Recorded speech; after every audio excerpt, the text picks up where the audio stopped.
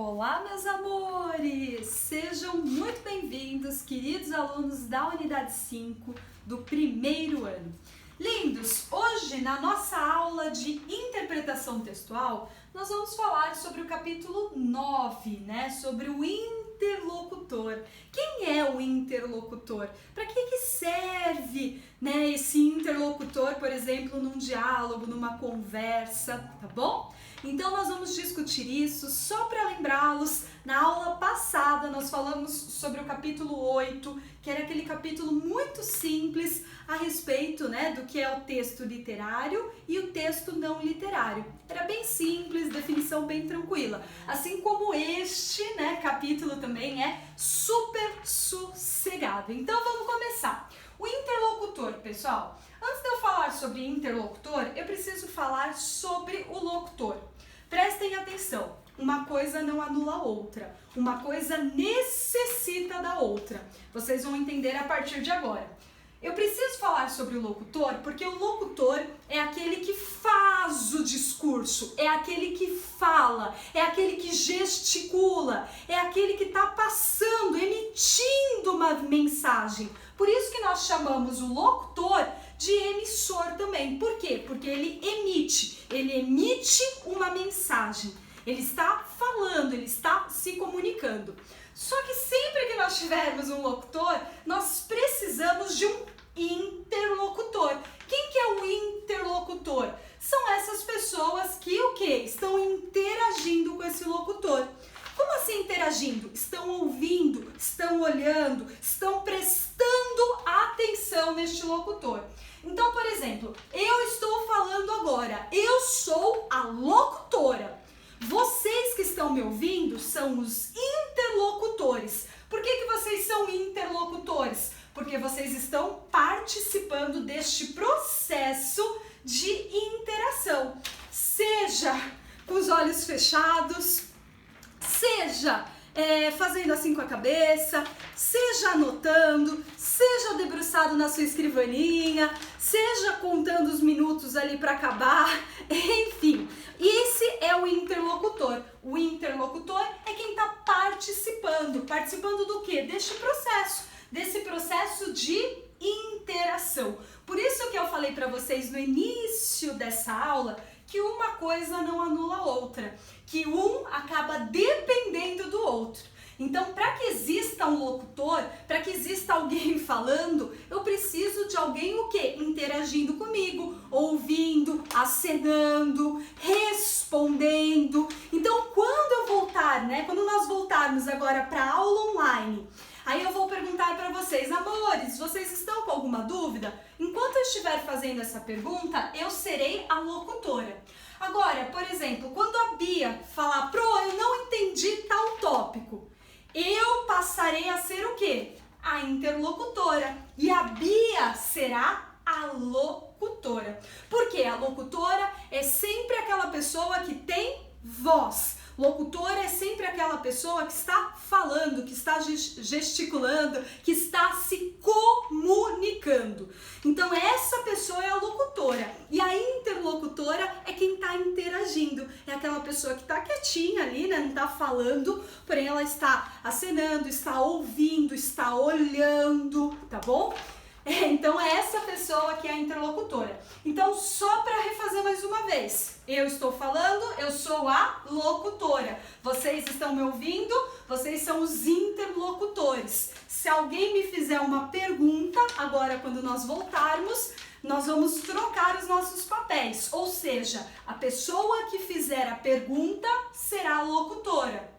A pessoa que vai ouvir a pergunta, como é o meu caso, será a interlocutora. Bem simples, né? Então, locutor é aquele que fala, interlocutor é aquele que está interagindo, só que não está falando, tá bom? Para nós falarmos, né? O que nós precisamos saber? Ou seja, quando eu tô lá no meu papel de locutora, o que eu preciso saber? Para quem eu estou falando? Por que é importante, né? Não é aquela arrogância, você sabe com quem está falando, não é nada de arrogante, tá, gente? O que eu quero dizer é que eu preciso conhecer quem? Eu preciso conhecer o meu interlocutor, eu preciso conhecer a pessoa que está me ouvindo. Para quê? Para que eu monte um discurso justamente para que eu adeque, para que eu adapte as palavrinhas com a finalidade de fazer com que meu interlocutor me entenda, me compreenda, né? Então, por isso que é tão importante nós conhecermos as variações linguísticas, por isso que é tão importante nós sermos o quê? Aquele animalzinho, camaleão. Sempre falo do camaleão, né? Para nós o quê? Nos adaptarmos a cada situação. Então, eu tô nessa situação, eu tenho tais interlocutores, então meu jeito de falar, o meu leque de palavras terá que se adequar, terá que se adaptar a esse, né, a essas pessoas, a esse ciclo, tá bom? Diferentemente quando eu for para outro ciclo, aí eu vou adaptar de uma outra forma, tá bom, gente? Então, as variações linguísticas, como eu coloquei, né, elas são o quê? Essas mudanças da língua, ou seja, as mudanças na linguagem. Isso que significa variação linguística, as variações, as mudanças na nossa língua. Inclusive, eu coloquei algo bem interessante, porque os falantes, ou seja, as pessoas que falam o português aqui no Brasil, não falam do mesmo jeito. Aí vocês vão falar, professora, todo mundo sabe, né? Cada região do Brasil acaba tendo seu próprio sotaque, acaba tendo sua própria variação linguística. Gente, é óbvio, mas eu não estou dizendo apenas sobre a região. Eu falo o seguinte, na mesma região, nós não falamos do mesmo jeito. Nós não pronunciamos as palavrinhas iguaizinhas, igualmente, com o mesmo, né? Com a mesma intensidade, com a mesma tonalidade, nada disso. Pensa na tua família. Repara uma coisa, você fala igualzinho a tua irmã, ao teu irmão, à tua mãe, ao teu pai? Não, cada um tem o seu próprio jeitinho de falar, cada um tem o seu próprio jeito de pronunciar as palavras, né? Então, por isso que é tão interessante, porque as variações linguísticas, nós não temos que pensar apenas na região, mas também que cada indivíduo acaba tendo o seu próprio jeito, a sua própria maneira de falar, de se expor, tá bom?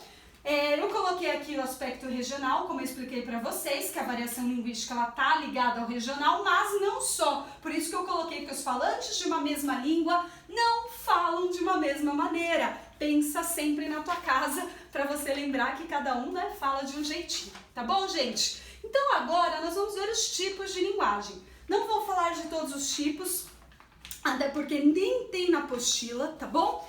Mas eu vou falar aqui alguns tipos que fazem, né, com que a gente conheça, com que a gente tenha variação na nossa língua, tá bom? Nós temos a primeira variação, que é a variação padrão. O que é a variação padrão, gente? A variação da norma culta. Então, é a gramática normativa na veia. Lembra no passado, quando eu era professora de vocês de língua portuguesa? Lembra que quando nós falamos ali dos pronomes, que nós não podemos começar com o pronome átono, né? O início de uma frase, ou depois de uma vírgula. Então, eu não posso falar me empresta a caneta. Gente, não pode, presta atenção, para a norma culta. Eu não posso falar para a norma culta, né, pela norma culta, me empreste a caneta. Eu tenho que falar empreste-me sua caneta.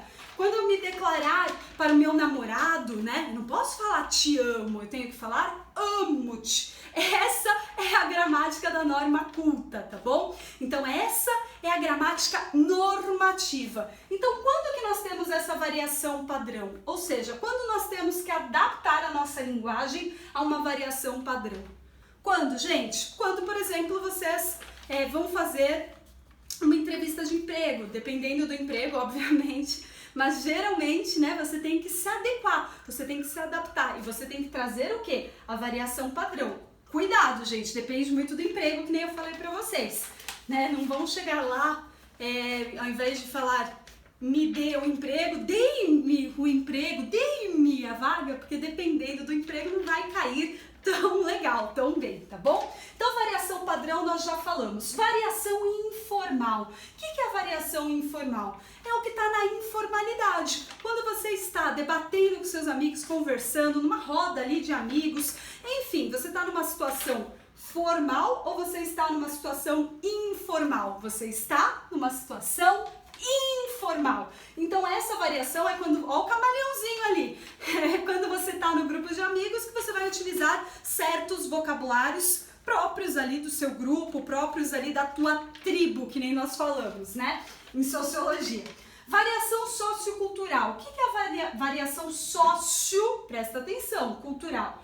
Sócio vem o quê? Da sociedade, dessas esferas, desses estratos. E cultural, como nós estamos trabalhando em sociologia, vem da cultura. Então essa variação sociocultural é quando você tem que se adaptar o seu leque de palavras, o seu jeito de falar a determinado grupo da sociedade, a determinada cultura, tá bom? Variação situacional. A variação situacional é aquela que você também, ó o camaleão de novo, você vai se adaptar a cada situação. Então, dependendo da situação, você vai colocar o quê? Quais vocabulários, quais palavras você tem que aderir, você tem que utilizar, tá bom? Variação geográfica. A geográfica é bem simples, depende da região. Então, se, por exemplo, eu vou, por exemplo, para outro estado, e aí eu começo a falar vocabulários específicos daqui, né? Tipo, mano, né? Enfim, que nós, né, falamos muito aqui, né? Principalmente em São Paulo, mano. Enfim, todas essas palavras vão causar uma estranheza muito grande em um outro lugar, em um outro estado. Então, por isso que é tão importante eu me adequar, eu me adaptar ao leque, o quê? Das variações que acontecem em cada região. E por último, a variação histórica é aquela variação que acontece ao longo da história.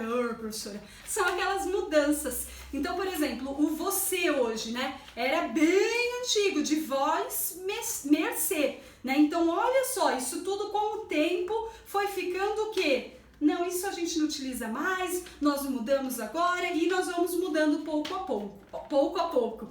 O que vocês têm que pensar, gente, é que as variações, elas não acontecem do dia para a noite. Isso tudo é um processo. Por isso que os linguistas, por isso que as pessoas que estudam as variações linguísticas, elas sempre estão antenadas a todas essas mudanças conjunturais. Afinal, a língua, ela é dinâmica, ela muda. Por isso que eu falo, né, sempre para os meus alunos, eu amo falar sobre esse tópico, porque eu sempre falo a respeito do sou fluente em uma língua. Calma, amigo, calma, amiga. Para você ser fluente numa língua, você tem que estar em contato direto com ela. Porque como nós sabemos, a língua muda. A língua, às vezes por conta de uma música, né? Ela começa a provocar mudanças no nosso próprio jeito de falar. Além disso, temos os estrangeirismos, né? Temos os termos que nós pegamos ali de fora e aí a gente vai adequando, mudando. E por isso que eu falo, quando as pessoas falam sou fluente, não é falar bem inglês, é ser o quê? Fluente, professora? Não, é ser o quê? Como se fosse a primeira língua, como se você, né, conseguisse ali compreender absolutamente tudo, né? Então você consegue se adequar. É diferente da sua língua nativa, sua língua raiz. Né, a nossa língua, a gente já começou, já foi inserido e já conseguimos aprender a língua portuguesa. Agora, para você falar que você é fluente, você precisa ver a língua e ter essa língua como a língua portuguesa, né? Então, você precisa estar com contato direto, tá bom, meus amores? Então é isso, gente. Espero que tenha ficado claro. Mais pra frente nós vamos falar das variações diatópica, diafásica, tá? Que parece difícil, mas é bem fácil. Mais pra frente, isso aqui era só pra vocês realmente se situarem. Bom, lindos? E pra fazerem os exercícios, obviamente, do capítulo 9. Agora, espero que vocês, né, que são interlocutores agora, virem locutores. Vamos lá. Beijo, lindos!